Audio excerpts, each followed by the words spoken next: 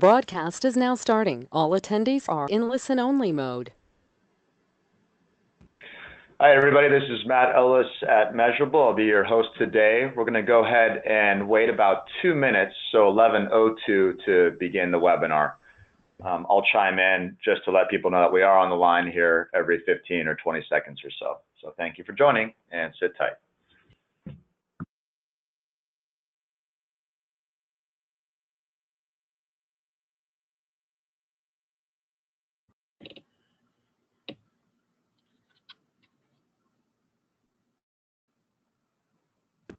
Hi, everybody. This is Matt Ellis. We're just letting people join for our presentation today, so please bear with us. We'll start about 2 past 11 a.m.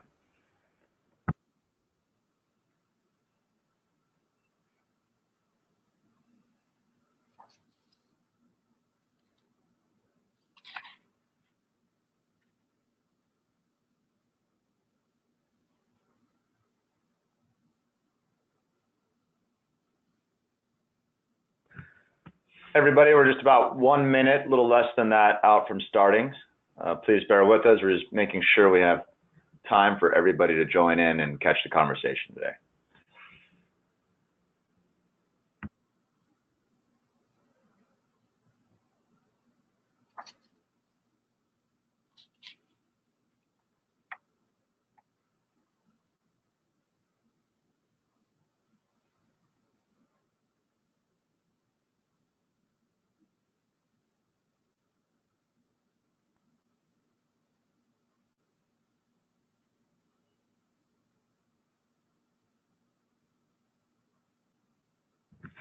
Hi, everybody. This is Matt Ellis. We're down to kind of last 30 seconds as we let everybody join this Friday. Stand by, and we'll get going here in just a moment.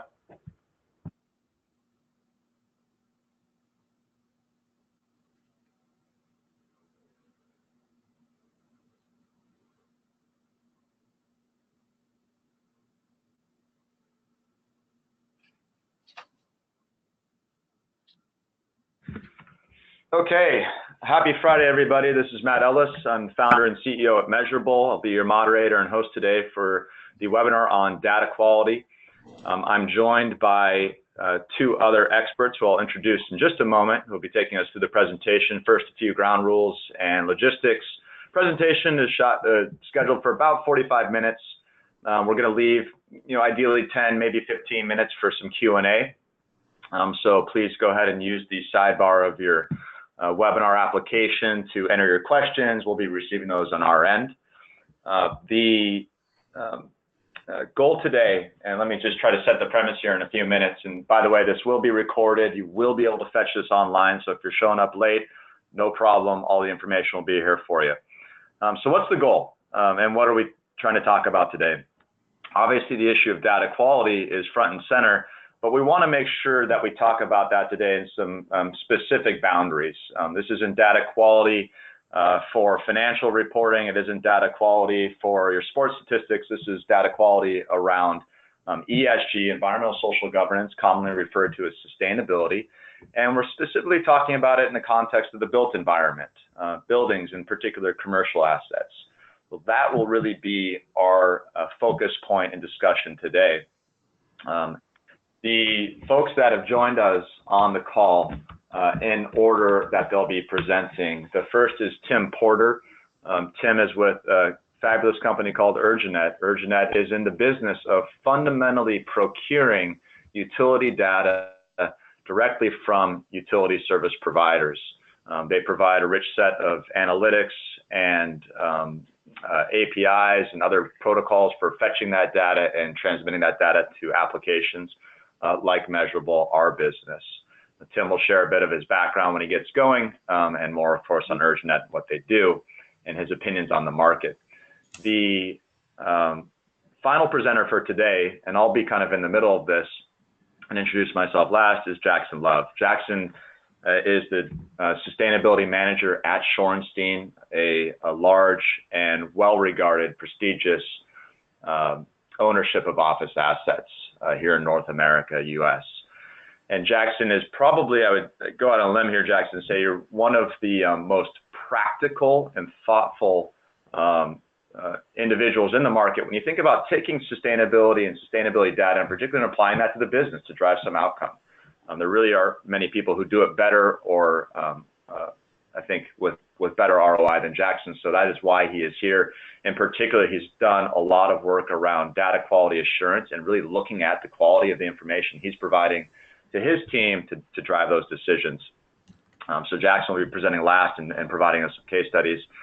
My name is Matt Ellis. I'm founder and CEO of Measurabl. Measurabl is an enterprise sustainability data management company. We focus on the built environment, collecting, managing, and reporting data. We're very, very interested in, and you've probably heard a lot from us around investment grade or other matters related to data quality. So what we're going to try to accomplish as we get going here is talk about with Tim, where does data come from? How do we actually get ESG and sustainability data? What is that? Let's define it. Talk about the techniques for getting it and for quality assuring it, and some of Tim's thoughts on best practice there. And then we want to kind of open the aperture a little bit. Sustainability is a big topic. It cuts across so many different aspects of the operational, the financial, the brand, reputational, risk management side of our business.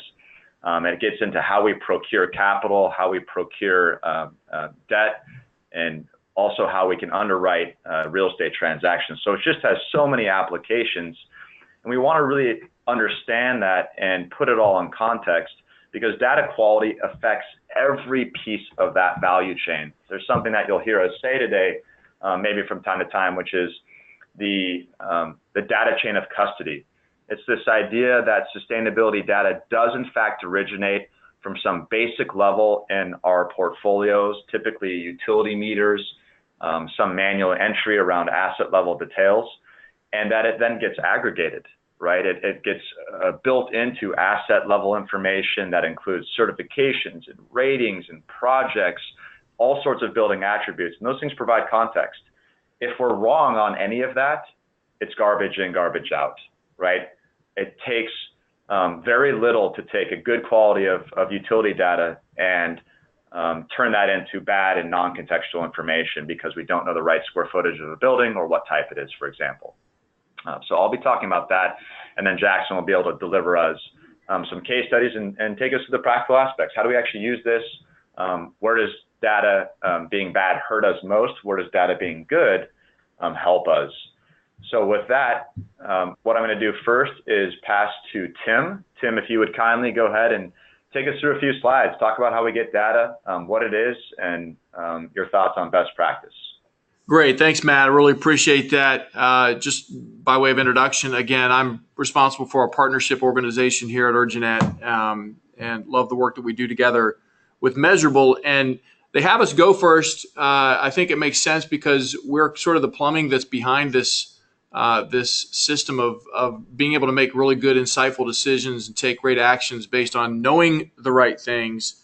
We're not really any good to anybody unless what we're providing is getting in the hands of someone who can do something really intelligent with it and have tools to do that. But it does start, as Matt pointed out, with making sure that the data that's being used and acted on is accurate and is something that you can trust. Because really building trust within the organization, especially as you're trying to build within your constituency a notion, kind of an ethos of sustainability. Trust is something that you're really trying to establish so that you can have people on board with everything you're trying to do from a sustainability perspective. And I'm going to go through a handful of things that we've seen and heard from customers that have had an impact on their efforts to ensure that the quality of the data is trustworthy, is something that they can rely on. And the first one may be the most obvious, but it's actually probably the one that is least taken advantage of at this point, at least from the standpoint of how many people we've heard that are still having to do it the old-fashioned way of manually entering the data. And that is just to take humans out of the equation, or at least a part of the equation that could be handled more efficiently, more effectively with software. Majority of the data quality issues that we've seen are caused by simple data entry errors made by people manually entering data from a spreadsheet or from an invoice that they're looking at. And collecting the data that's required for sustainability in particular is a really consistently repeated process. It's really ideal for automation. People have been removed from assembly lines wherever possible for many, many years for lots of reasons, including efficiency and safety, but certainly not least of all for quality reasons. And you can consider ongoing data flows within your organization just another type of assembly line. So the same reasons would apply here as well. Automation can certainly speed up collection of data for sure. And though I'm not sure safety's a real concern, I don't know that anyone's gotten hurt before in the process of manually entering data, but automation definitely helps improve the quality of the data that's being collected. I've actually heard from several companies that their manual processes actually involves entering the same data multiple times, effectively doubling or tripling the chances for errors happening. Having facilities managers start by entering data from their utility invoices for their buildings into a spreadsheet and then emailing that spreadsheet to a team of people who entered the data from the spreadsheet for all facilities into the actual reporting platform. So taking these human hands out of the process and replacing them with software will definitely reduce the number of mistakes and let those human hands do kind of more meaningful tasks. So that's one way that helps improve the quality of what you're doing. A second thing that can greatly help. And I should have said earlier on, we all agreed that we would sort of interrupt each other and try to be somewhat conversational as we go through slides. So I wanted to hold you on this idea because, and maybe do a thought exercise, right? Everyone on this call knows that I think when you talk about the E component, environmental component of sustainability and ESG, right? An essential stream of data that underlies that whole thing is utility data, cost, consumption, perhaps also demand, charges, rates, tariffs, other aspects, taxes of this utility data stream, right? And Tim's absolutely, you're right. The historical approach was that we would type this stuff in particular here in North America, the EPA Energy Star, right, where we would get some benchmark out. And I would love everyone just to kind of think about this because I know it seems simple, but think about staring at a utility bill. Now imagine you're Jackson and you own dozens and dozens of assets in different markets. Those are different looking utility bills. Each one of them has a different format. It will provide maybe district energy in one market through steam or chilled water, electricity in another market, different units for all that, and different types of consumption and sources. Now imagine what happens when that's the truth on every bill, every month, for multiple types of service to multiple buildings. And that's, Tim, I think the thing that you're describing is where can humans be problematic is in that world. But there is an upside to humans too that Tim and I and Jackson talked about preparing for this, which is that they know and have context. Sometimes they can look at consumption or a bill and go, that's just not right because I know other things that occurred at the building, leasing behaviors, renovation behaviors, that may make us feel good about the data where a machine could conceivably say that's wrong just on an absolute basis. So any thoughts you have about that, Tim, but hopefully some of that is useful and makes sense to everybody. No, I think. Yeah, and this is Go ahead, Jackson Love. I might, if I can, just build on that point for another minute here. So what we like to think about is minimizing the gathering of data and maximizing the analysis of data. And to Matt's point, giving the humans the time they need to make sense of the data and take action on the data rather than collecting the data. Yeah, I think that's exactly right. There's an element of this that the human being will always be most suited for doing, right? But there's also a tremendous amount of this data that could be done for them to make what they're really smart at doing something that they have more time to do. We always joke here at Urjanet, we've got lots of bills running through our platform, and we see bills sometimes that are over 1,000 pages long, and that is mind-numbing for anyone to have to spend really any time combing through and identifying things. So we'll actually talk in some of these future steps here that I'm going to go over how the human person actually can really make use of additional tools to help ensure the quality of what it is that they've been given by some automation with, validating anomalies. And it may be that the data is accurate, but there may be some anomalies that are going to show you that the utility wasn't telling you the right thing. So So I think those are all really good points. So remove the humans where you can, and try to take the kind of the assembly line approach and get them, doing the smart things, not the really mundanely repeatable things. Another important thing that can greatly help with ensuring the data quality is to have some kind of framework to audit what's collected. So we've talked about kind of getting the data. What do you do once you have it? One of the first things that's good to do, regardless of how it's collected, is to have some kind of framework that checks things, especially when you're collecting data manually, but even when you're collecting through automation. Auditing your data before putting it to use is always a good idea. And to do this, you've got to know what things to check for. You can always add more checks as you go through doing this month to month and report cycle to cycle. But there are some pretty standard symptoms of bad data that you can always look for. And one would be new meters. That's a good thing to check for. If a new meter ID comes across, it hasn't been seen before for a facility. That could indicate that a mistake's been made somewhere. New tariffs or new charges could also be good indicators that possibly some mistake's been made, or for maybe that one building might mistakenly be having its data used for another building by accident. Because tariffs do change from time to time, and new charges can show up. You might have an ice storm fee that shows up this month. Probably had lots of those this season. But knowing that something looks different will give you a set of red flags that can be investigated and ensure that something isn't incorrect. So another one, spikes in consumption. Spikes in consumption are also good things to check for. Missing a zero is only a single character mistake, but it can give you data that's an order of magnitude wrong. So my dad always said that doing something almost right really only counts in tiddlywinks and hand grenades, and knowing what things to check for helps you ensure that what you're using for your reporting isn't just almost right. So I think that having an auditing system and thinking through what you need to check for is a really important thing to do with the data as well after it's been collected. Tim, good points. Just to kind of provide some color as well on this stuff. When Measurabl's role is between data procurement and organization and the client, right, the end user. And their perception and the reality of the noise underneath that is where we live, right? And we can definitely say and affirm Tim's point that utility is just incredibly noisy, and for lots and lots of good reasons, unfortunately. But let's just go through maybe some of the fun ones that occur that create chaos. Utilities commonly restate data. They will misbill the end user, the consumer of energy, and reissue that. And they'll do that kind of whenever they darn well please. And to reconcile those two things is exceedingly difficult and requires automation. So just one example, gaps and overlaps in the bills occur for that and many other reasons, including some of the ones that Tim has listed on this slide.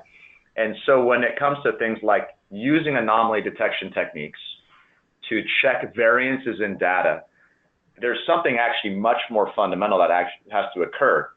You have to check the existence and the nature of the data itself before you can really render any opinion on, is consumption high?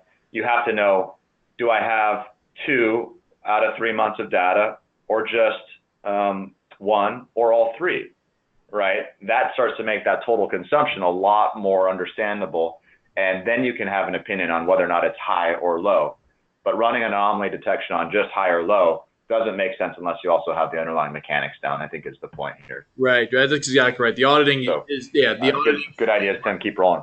Yeah, the auditing framework really does kind of provide you those mechanics. But this next point here with using data analysis gets to the letting the smart people do the smart things as opposed to forcing them to do the mundane, repeatable things. And if you've taken the time to define a framework to audit and check data as it's coming in, you've taken the time to try to automate gathering the data that you can, it's really through using data analysis tools that you can really scale the identification of anomalies. Going back to our assembly line analogy, my dad actually used to work on a tomato canning line back in high school.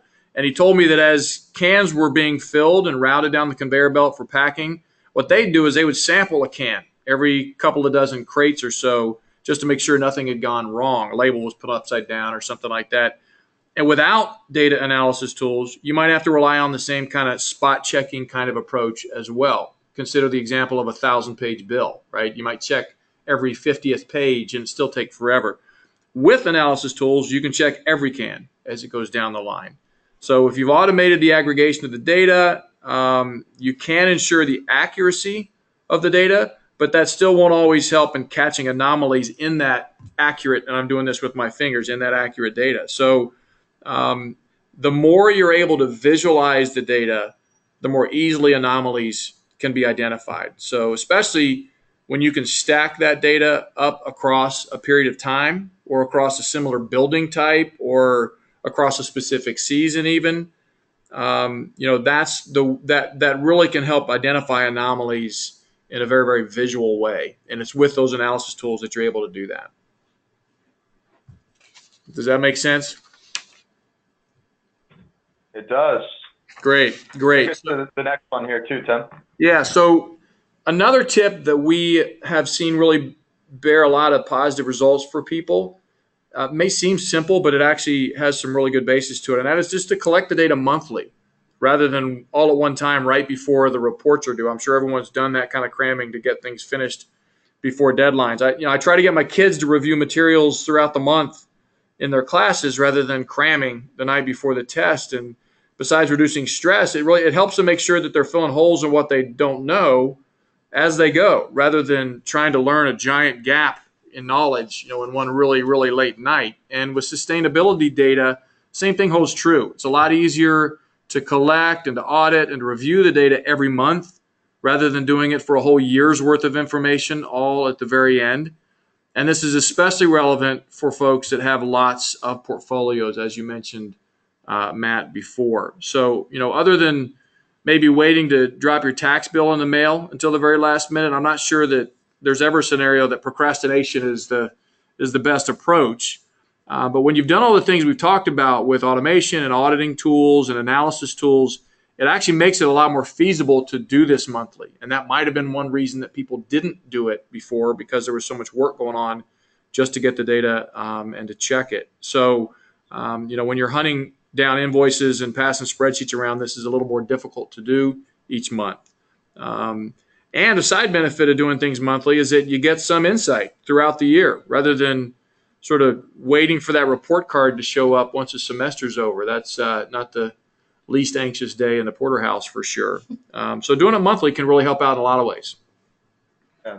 Tim, let's spend some time here because this is a fascinating aspect of data quality. When I think about data quality, I think about really three vectors or three areas or criteria here. I think about completeness of data. So let's presume we've got some building and we have 12 months of data on it. Data being broadly writ, utility data, transactional data, occupancy data, right? 12 months. So completeness would mean we have 12 out of 12 months. When you get to 10 or 9 or 6, it starts to be very difficult to make objective statements about that building's performance. You don't have enough data, right? So that's number one, is completeness. Number two is accuracy. These are things like this reading is very high or very low in the sense of utility data. This occupancy is very high or very low.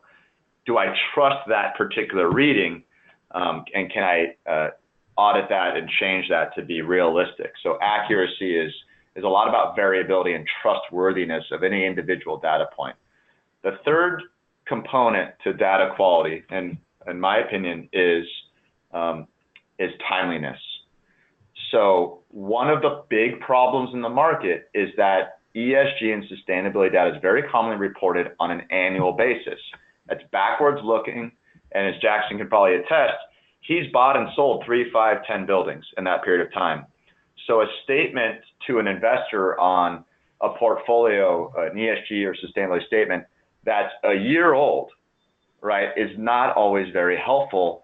And so improving the fidelity of timeliness, going from annual to monthly, now that starts to tell a real story. It becomes, I think, it moves from informational to operational.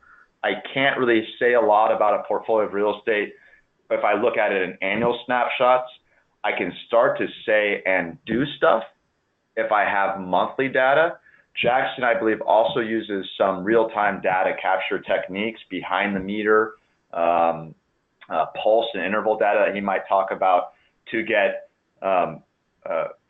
proactive data, predictive data, what might happen or where are the errors in real time, right? So that's yet another level of data fidelity. And you can see that we're able to improve decision-making and react as we improve that fidelity. Now there's costs, right? It gets more expensive as you move downstream. One, you can do manually in terms of annual. The second, you're really going to have to automate that. That's monthly. There's an expense. And then when you go behind the meter, you're using sensors and hardware, right, to get that level of visibility. Got to make sure the cost benefits there. But hopefully that makes sense to everyone. Is timeliness, completeness, and accuracy. And on this slide, timeliness, I think, is one of the most critical in terms of understanding sustainability performance in the moment. Yeah, I totally agree with that. And I really do think a lot of the reasons that people haven't done more kind of periodic, giving themselves more periodic visibility into the status of things of each of their buildings is because it's something no one wants to do. And if you're doing it with kind of bubblegum and baling wire and you're taking lots of time and lots of effort from a lot of people, then it's harder for that to be done and repeated or convince people that it's worth doing each month, right? Because they may not be the ones that are seeing the benefit from having that visibility, but they're the ones that have to do all the work. So, if you can do some of these things where we're trying to make that data feed just something that automatically shows up, it's no harder to do that every month as it is to do it. Actually easier to do it once a month than it is to do once at the end of the year. So Now to your point about completeness, that second vector I think that you talked about, that's the last thing I wanted to bring up. It's really helpful to try to do some things to ensure that your data is complete, not just accurate, as Matt said, but actually complete. And data with gaps in it is inherently low quality. So if you miss a month or two in the data for a facility, you're not able to accurately represent that facility. If you're getting consumption for your main meters, but you're missing separate readings that might show up on a wacky bill that has things broken out, with lighting as a separate reading or measurement, or irrigation meters separate from the rest of your water meters, your data isn't complete if you don't have all of that. So your reports can't be accurate if you're missing some of the data. Again, tiddlywinks and hand grenades, right? Almost complete should not be your goal. So all these prior steps should help ensure that your data set is complete. You can implement algorithms in your auditing process that have completeness as a really key element of what it's trying to check for. If you have an irrigation reading for a location every month except for one, then the right automated checks in your audit system can check that, can find that, and help you fix it before it falls through a crack. Or looking at graphs in the analytics tools that we talked about that shows monthly numbers plotted over time will make missing data really, really easy to spot. So all these things that we're talking about can help ensure the completeness of the system. So these are just some of the things that can help avoid having your sustainability reporting data be tainted with bad information. And, bad information really can come with some pretty hefty consequences. I know Matt and Jackson know this way more than I do, having worked with so many customers, and Jackson doing it on your own specific buildings. I'm sure that you've seen lots of examples of this and can speak kind of firsthand to some of the troubles that it can really cause. Yeah, thanks, Tim. So let's do that. And my goal right here, this is Matt, is I want to kind of skip one or two of my slides. I'm really anxious to get the baton to Jackson here because that's just the reality of the information we're providing. He can really bring it to life. So the couple points I'd like to make is at this moment in the presentation to step back. Okay, we've talked about procuring and some best practice around procuring utility data, which is an essential ingredient in the soup of ESG data or sustainability data. It powers the environmental aspect in particular of E, S, and G. But when we talk about sustainability in the built environment, we're talking about assets, we're talking about portfolios, we're talking about the stakeholders in and around that. These are occupiers who lease the space. These are lenders who provide debt These are investors who provide equity. These are insurers who provide insurance against calamity and events in the asset life cycle. What is really cool these days about ESG is all of them care, right? And because they care, they're all blocked from doing their job in terms of discriminating against one building to lease from versus another, or lending at a preferred rate like Fannie Mae and their green loan program, or insuring at a lower premium like AIG. They can't do that if they don't have trustworthy data. This is this concept of investment grade data.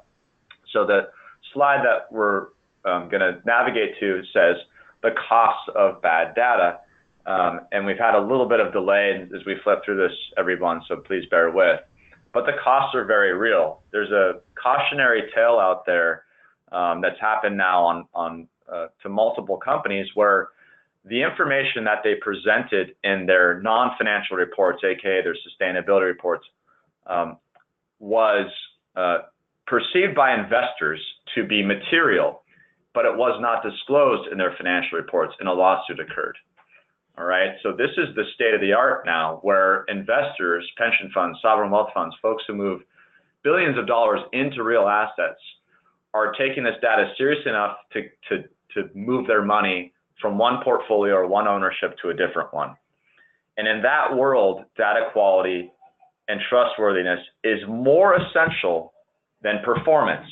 So I'll say that because that might be somewhat provocative, which is we've been for a long time concerned about how well a building is performing relative to another, or in the world of GRESB, how well a portfolio of assets is performing relative to another.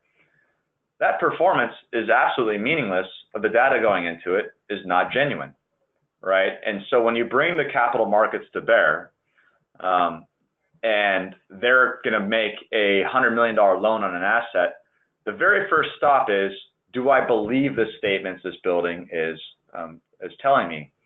You might think of this as kind of a FICO score, right? Is the credit good or bad?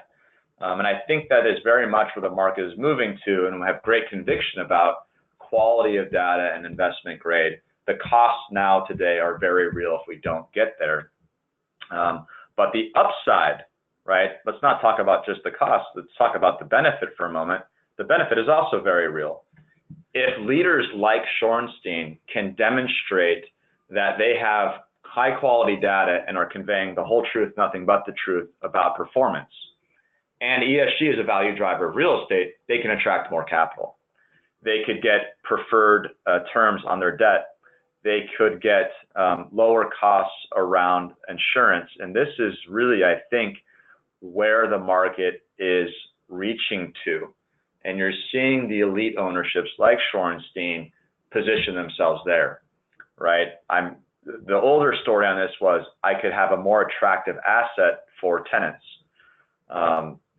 GSA, General Services Administration, which is an arm of the executive government, has a stipulation that they will only lease from LEED certified silver and above assets with some exceptions. That's the second largest tenant in the country, right? So if you're in the business of attracting tenants like the GSA or like Google, Bank of America, Apple, or any of the leaders out there, they will not lease from you if you don't have a high performing asset and they can trust that claim. Okay, so there are real benefits to positioning yourself out there in the marketplace as a high quality asset, and sustainability is simply essential to that. So Kaylee, if you could advance maybe one more slide for us here, and I'm actually going to ask you to go one more slide forward, which is how to use ESG data. And Jackson, I'm going to make a few points and hand it to you here. Disclosure is a big piece of what I talked about here. We're going to think about the different entities that use sustainability data. Back to our data chain of custody, you've got some engineer or some property manager. They might actually turn a wrench or investigate a space in the building because they've seen operational issues in the asset. And that's your classic, there's a leak, or there's a vacant space, or the renovation of the project we did didn't deliver to our expectations, and we're going to do something about it. So you move up the food chain to where Jackson is often sitting, right? It starts to be about that in the context of a portfolio of assets. All the projects done, all the certifications achieved, all the utility consumption operational profiles, and we're looking to optimize the portfolio around that. That data then gets aggregated once more and sent out to investors. Those investors are going to allocate or not allocate, insure, not insure, lend, not lend, based on these types of things. So that's that disclosure chain. To whom are we sharing this information? What will they do with it? Second piece is benchmarking.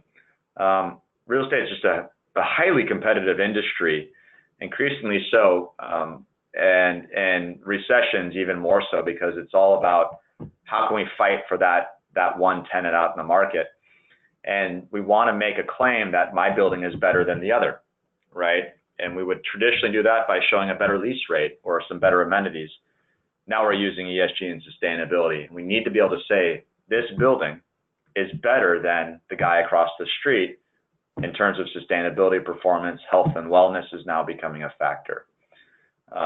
And of course, the operational improvements underpin all of that. So hopefully that provides a step back about data quality in context, why it matters to certain stakeholders along this whole value chain. Jackson, I would love for you to take over at this point, start to talk about what the real world looks like when you use and apply this data in this concept.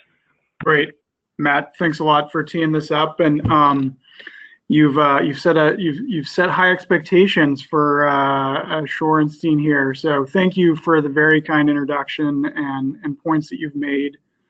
So what you're saying about disclosure, about benchmarking, and about improving, those are right on target. Those are key factors for me and my role. And what I was asked to do here was provide the real estate owner perspective on the value of quality sustainability data.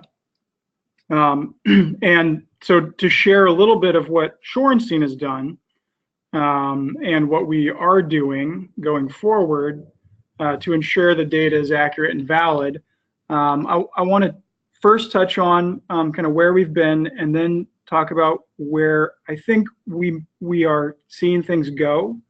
And just to in the interest of transparency, we do work with Measurabl. Happy with the relationship we have there. This is not an endorsement of Measurabl or Urjanet as particular vendors. There are a number of service providers out there who can provide these data automation services that we've been talking about today. But the point being that we're talking about very large data sets in sustainability at the portfolio level. If we're talking about a large portfolio of buildings, sometimes multiple asset types, be it office, multifamily, industrial, etc. We're in the fortunate position of being office only, so we're looking at one product type, but we're looking at well over 100 buildings in our portfolio, and you can extrapolate that out to number of meters. It's a lot. So just to quickly give kind of a story of where we've been. So Shorenstein set a goal of 20% energy reduction by the year 2020, and this was in the context of the Department of Energy's Better Buildings Challenge. And when we set that goal, we didn't really know how we were going to get there. It was an aspirational goal. It seemed like a far enough time out that we could figure it out as we went. And we did set about figuring out how we would track this goal. And so flash forward, if we can move to the next slide, flash forward to last year, 2017, we were very pleased to announce that we had hit our goal, 20% energy reduction, 4 years ahead of schedule. And the primary driver for this was the old adage of you can't manage what you don't measure. Well, we started measuring using Energy Star Portfolio Manager, which is the kind of the starting point, as Matt mentioned, for ESG data collection, at least here in North America.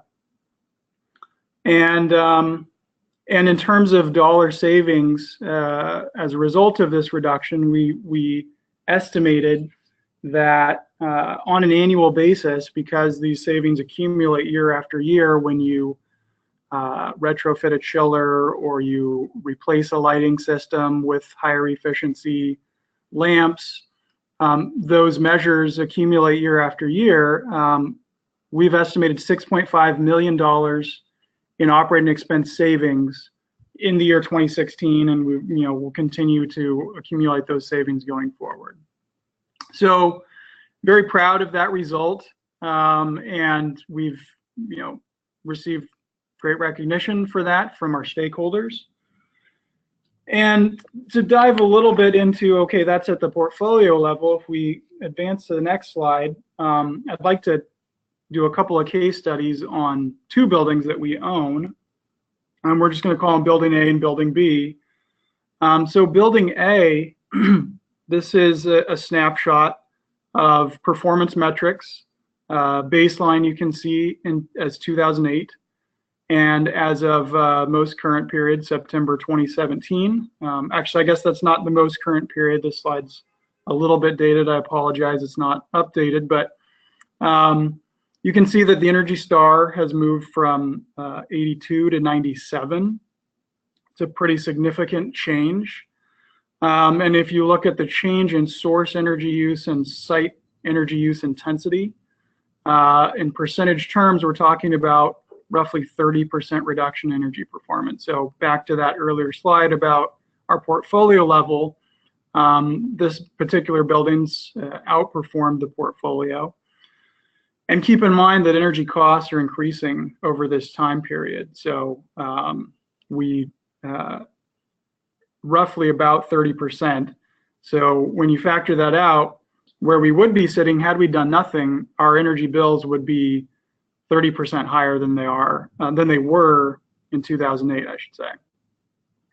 But if you look at the energy cost featured here in this table, we're really trending along the same of where we were at in 2008. And so that avoided cost is huge. And when you apply a cap rate to that, assuming you were planning to sell this asset, it really translates into millions of dollars of value add to the property as a result of that consistent benchmarking and tracking of performance. So if we then slide to the next slide, so if Building A was our star performer, Building B is one that started from a point of underperformance. And what we were able to do here is, again, establish that baseline, provide the team at the property with, okay, here's where you're at, and let's set a goal of achieving Energy Star certification for this property. And so we've been working on that for nearly 10 years now. And you can see that as of last fall, we were at 74. I think we're still at 74 for this building, but we're in spitting distance of Energy Star certification, which is really dramatic. To go from kind of being in the bottom of the barrel to being really close to Energy Star certification is fantastic. And you can see in terms of energy cost, we've actually reduced the cost that this building is paying on an annual basis for energy by over 50%. So just a couple of case studies with you there, and for folks who may not be familiar, there's a performance reason to be tracking and benchmarking buildings, but there's also a regulatory requirement in many of the markets that we operate in. I think Shorenstein is subject to energy disclosure in 13 cities and water disclosure in 2 or 3 cities. So it is not only performance, keeping up with the Joneses and being ahead of the building next door, but it's also a regulatory requirement these days. So to what was being said earlier about data quality by Tim and Matt, it's very important for us to be disclosing accurate data to these municipal jurisdictions that are asking for it. Jackson, this is Matt. A question came in that I think this could be a good time for you to speak to, which was basically, are you getting whole building data? So this issue of data quality is, are we seeing the totality of the building here? When you compile your numbers, did you have to do things inside the building to get that whole building visibility? Yeah, that's a good question. So whole building data can be a tricky one. In certain markets, the utility companies have usually been dragged along, but have been willing to provide a method to collect whole building data. So it's one point of access to get the whole building data. In other markets, it's a little more nuanced. And both on the energy and particularly on the water side, where you may have tenants who have their own water meters, it can be a real challenge to collect that whole building information. Now, in the case of both A and B here, yes, we are looking at the whole building. But it's a good point to make that benchmarking best practice is to include the whole building. So if you have retail tenants, say, or if you're in a multifamily environment, it's not very meaningful if you're only capturing base building usage, but you're not capturing the usage of tenants in the building. And we could spend a whole nother webinar talking about whole building data. So I'll try to hold my thoughts off there and just to say that it is important and it is a challenge. And hopefully we'll continue to see in the market better solutions come along to addressing that whole building challenge. It's a great, I love that question and the different tactics people have gone, but as an issue of data quality, there is a concept, Jackson's next slide, I think, talks about GRES, the Global Real Estate Sustainability Benchmark, which is essentially a ratings agency for portfolios of real estate.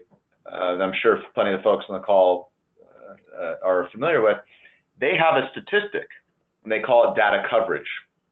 All right, and that statistic is essentially a question of how much of your total floor area are you telling us about? It's really what it comes down to. And based on your asset class, office, you're going to see relatively high rates, 80s, 90% coverage rates because of the nature of the lease. And in industrial, logistics facilities, and retail, and certainly multifamily, you would expect to see very, very low rates of data coverage. In other words, the owners don't see that. As a data quality issue, I think it's fascinating, right? Which is we're only able to tell about or see and have visibility into portions of the asset, and that means we may not be able to do and take action that we otherwise might, right? Because we think for all intents and purposes, the asset's doing great, except we're only seeing 10 or 20% of it, the common areas, for example, right? So that's that issue we talked about earlier, completeness. We want to have complete visibility into the whole asset. In this case, the nature of Jackson's portfolio and the techniques he's used, he tends to have great visibility, but it didn't come for free and it didn't come overnight. It was a tactic and an effort that he had to lead. Yep. Go ahead, keep rolling, Jackson. Great. So, and thanks for touching on the GRESB assessment and to build on that. So, talked a little bit about kind of where we've been, and I want to share in the last 2 or 3 minutes here, where we seem to be going in terms of data quality and providing that level of assurance when we are making disclosures that the data is accurate. So we've started to do some internal thinking. I can't share a whole lot, and in the interest of time, I won't go into it too deeply, but thinking about assurance and are we ready for the point in time in the future where an external party may need to review this sustainability data the way that financial data is assured, audited by accountants. And what are the standards that would be referenced? Is it GRES? There's also the Sustainability Accounting Standards Board. There's the Global Reporting Initiative. So kind of an alphabet soup of reporting standards that may apply. And then from an internal standpoint, what are the controls that we have in place? Do we have an inventory of all the data points that are being gathered, all of the responsible parties for ensuring the quality of that data, rolling from the utility bill all the way up to the disclosure. So if we move on to the next slide, and I think I just have two more. So one step we did take last year was to conduct an internal audit of the utility data, energy and water, flowing into Energy Star. And so out of our entire portfolio, we selected 20 buildings to audit. And we looked at the utility data for the past 12 months for all of the accounts for those 20 buildings. And as one would expect with this data that is as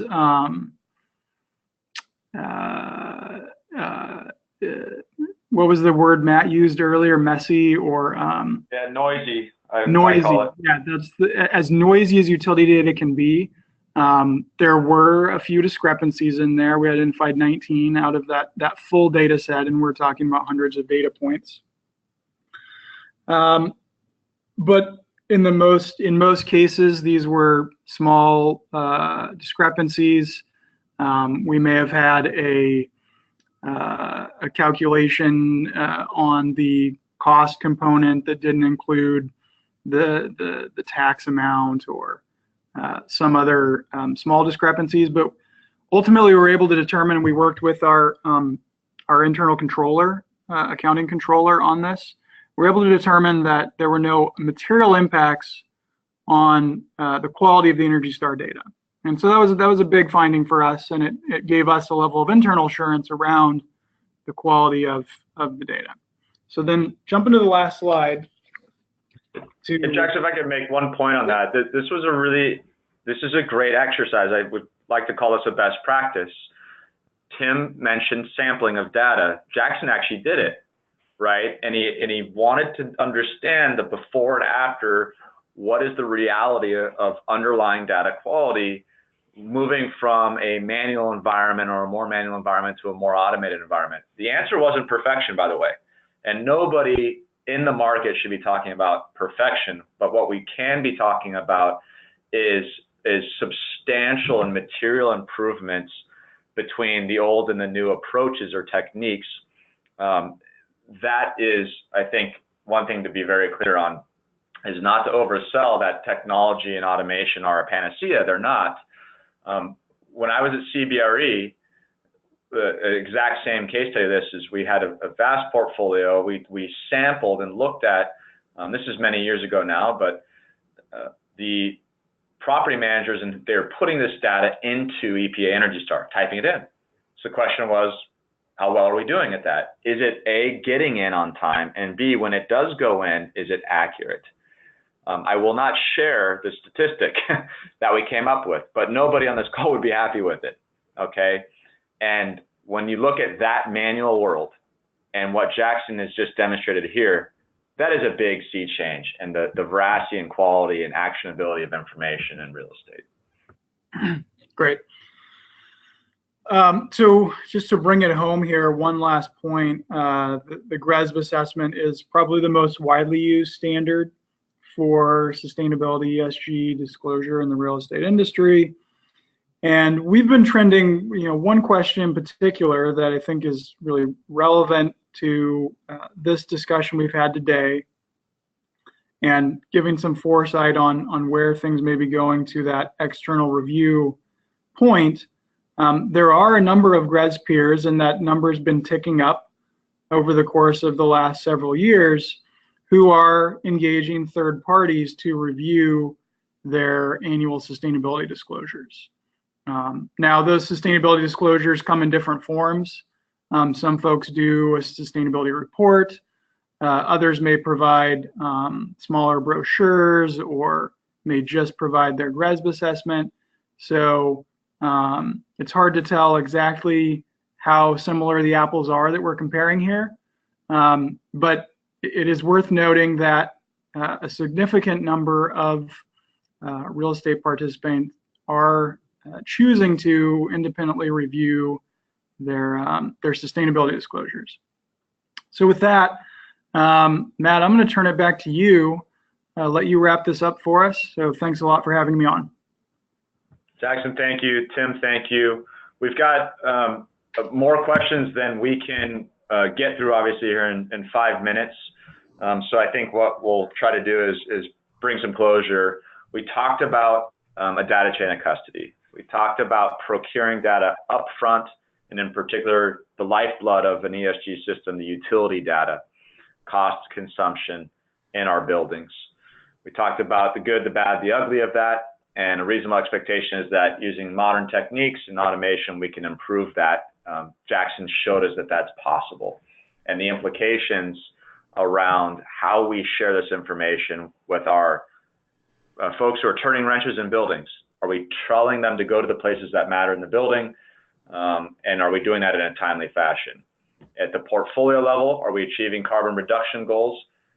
Is that reduction that Jackson is pointing to genuine, and do we have confidence? We want to have high confidence in the outcomes we're communicating internally to management, to our executives, and then we turn to the wild west frontier of everybody else, the people outside our organization, our investors, our shareholders, if we're public REITs, for example. That is where the market is very dynamic. The data and the quality of the claims that we're making are being investigated now in a way they just were not before.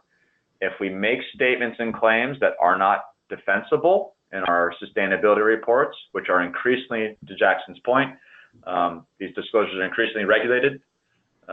They're looked at with a much more critical eye by the lenders and insurers who are ready and desire to move real money based on sustainability claims and merits. They need to rely on the authenticity and veracity. My sense of it, and maybe a parting question for you, Jackson, to finish this off here is, do you think we're at a place where investors, lenders, insurers, people outside your organization, or occupiers for that matter, are really making a change in decision based on the sustainable information you're providing? Final sort of thoughts on that. Yeah, that's a great question. That's the $1 million question, the sustainability world, right? I would respond to that by saying that sustainability has continued to become more and more important to executives, decision makers within real estate organizations, and that's been my perception since coming into this industry 6 years ago. And I expect that we're going to continue to see that trend. Good. Thank you, Jackson. Thank you. We're hitting the top of the hour. Remember, as we wrap, fully recorded will be shortly made available online. We really appreciate your thought, your comments, good, bad, or indifferent, on how helpful this content was, and your contributions to the blogs and the content we'll post, so that everybody in the industry can learn and share and improve around data quality, whether you're in the business like Tim of procuring it, Jackson of using it, or us at Measurabl, sitting in the middle and trying to make it make sense and be as valuable as possible. So thank you, everybody, for being here today, Jackson, Tim, and our audience. With that, we'll close up the webinar and wish you a great Friday.